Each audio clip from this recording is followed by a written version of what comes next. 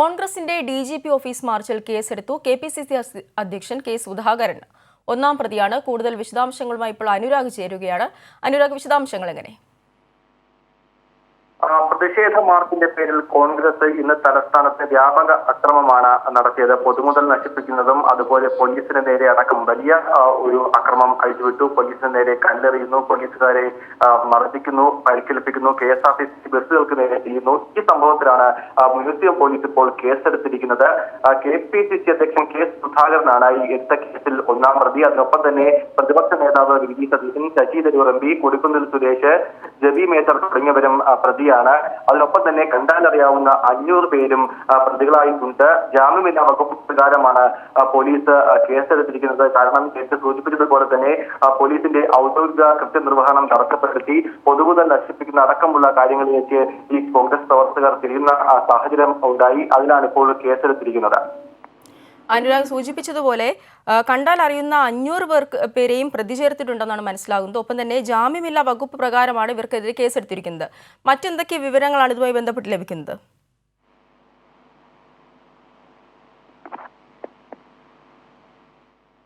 അനുരാഗ്, കേൾക്കുന്നുണ്ടോ?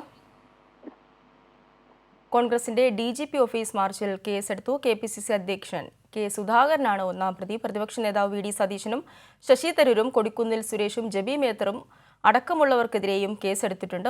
മ്യൂസിയം പോലീസാണ് കേസെടുത്തത്. ഒപ്പം തന്നെ ജാമ്യമില്ലാ വകുപ്പാണ് ഇവർക്കെതിരെ ചുമത്തിയിരിക്കുന്നത്. കണ്ടാലറിയാവുന്ന 500 പേർക്കെതിരെയും കേസെടുത്തൊരു സാഹചര്യമാണ് നിലവിലുള്ളത്. കോൺഗ്രസിന്റെ അക്രമ സമരങ്ങൾക്ക് പിന്നാലെയാണ് ഇപ്പോൾ കേസെടുത്തിരിക്കുന്നത്. KPCCയുടെ കൂടുതൽ വിവരങ്ങളുമായി ഇപ്പോൾ അനുരാഗ് ചേരുകയാണ്. അനുരാഗ്, ഏതൊക്കെ വകുപ്പ് പ്രകാരമാണ് ഇവർക്കെതിരെ കേസെടുത്തിരിക്കുന്നത്?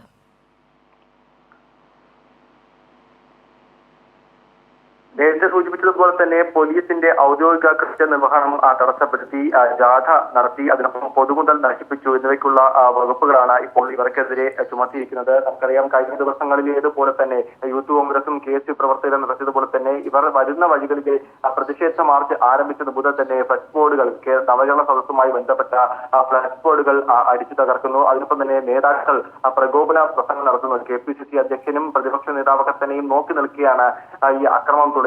തുടക്കത്തിൽ തന്നെ ഈ പ്രസംഗം നടക്കുന്ന ഘട്ടത്തിൽ തന്നെ പ്രവർത്തകർ ഒരു വശത്ത് പോലീസിന് നേരെ ആക്രമണം തുടങ്ങുന്നതും നമ്മൾ കണ്ടതാണ്. വ്യക്തമായി പദ്ധതി ഒരുക്കി തന്നെയാണ് ഇവർ പ്രതിഷേധ മാർച്ചിലേക്ക് എത്തിയത്. കാരണം ഈ ഒരു വശത്ത് നേതാക്കൾ സംസാരിക്കുമ്പോൾ തന്നെ സമാന്തരമായി തന്നെ പ്രശ്നം സൃഷ്ടിക്കുക, സംഘർഷമുണ്ടാക്കി അതിനെ വേറെ രീതിയിൽ പ്രചരണം നടത്തുക എന്നുള്ളതായിരുന്നു ഇവരുടെ ലക്ഷ്യം. അതായിരുന്നു അവിടെ കണ്ടത്.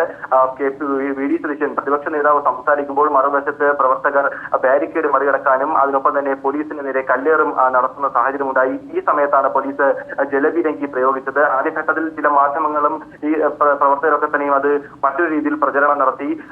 VD സതീശൻ സംസാരിക്കുന്ന സമയത്ത് ജലപീരങ്കി പ്രയോഗിച്ചു എന്ന തരത്തിൽ പ്രചരണം നടത്തി. പക്ഷേ ഒരു തരത്തിലും സമരത്തിൽ കാണാത്ത ഒരു രീതിയാണ്. കാരണം ഉദ്ഘാടന പ്രസംഗം കഴിഞ്ഞ ശേഷമായിരിക്കും ഇത്തരത്തിൽ നേതാക്കൾ സംസാരിച്ച് കഴിഞ്ഞ ശേഷമാണ് ഇത്തരത്തിൽ പ്രതിഷേധത്തിൽ ഏതെങ്കിലും തരത്തിൽ അക്രമത്തിലേക്ക് കടക്കുന്നത്. അതാണ് കഴിഞ്ഞ കാലങ്ങളിലൊക്കെ തന്നെയും ഈ പ്രതിപക്ഷത്തിന്റെ സമരത്തിൽ കണ്ടത്. പക്ഷേ ഇന്ന് കൃത്യമായി പദ്ധതി ഒരുക്കിയാണ് ഈ പ്രവർത്തകർ അവിടേക്ക് എത്തിയത്.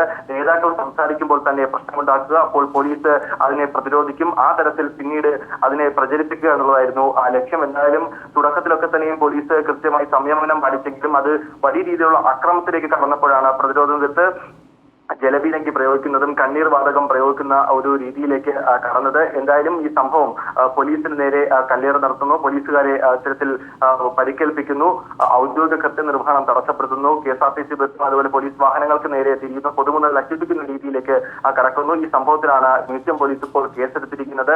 ജാമ്യമില്ലാ വകുപ്പുകൾ തന്നെയാണ് ചുമത്തിയിരിക്കുന്നത്. KPCC അധ്യക്ഷൻ ഒന്നാം പ്രതി, VD സതീശനും ശശി തരൂർ MPയും കൊടിക്കുന്നിൽ സുരേഷും അതിനൊപ്പം ജബി മേത്തർ MPയും ഒപ്പം 500ഓളം കണ്ടാലറിയുന്ന 500ഓളം പേരുമാണ് ഈ കേസിൽ പ്രതികളായി ഉള്ളത്. അനുരാഗ്, തീർച്ചയായും സൂചിപ്പിച്ചതുപോലെ നവകേരള സദസ്സ് തുടങ്ങുന്ന ഒരു സാഹചര്യം മുതൽ തന്നെ കോൺഗ്രസിന്റെ ഇത്തരത്തിലുള്ള പ്രതിഷേധം ഉണ്ടാകുന്ന ഒരു സാഹചര്യം തന്നെയാണ് ഉണ്ടായിരുന്നത്. ഇന്നിപ്പോൾ ഇവരുടെ DGP ഓഫീസിലേക്ക് നടത്തിയ ഒരു മാർച്ചിലാണെങ്കിൽ പോലും നമ്മൾ കണ്ടതാണ്, ദൃശ്യങ്ങളിൽ നിന്നും വ്യക്തമായതാണ്, പോലീസ് സംയമനം പാലിക്കുന്ന ഒരു സാഹചര്യത്തിൽ പോലും ഇവർ അക്രമം അഴിച്ചുവിടുന്ന ഒരു സാഹചര്യം. തീർച്ചയായും സംഘർഷം ഉണ്ടാക്കാനുള്ള ശ്രമം തന്നെയല്ലായിരുന്നു നടന്നത്.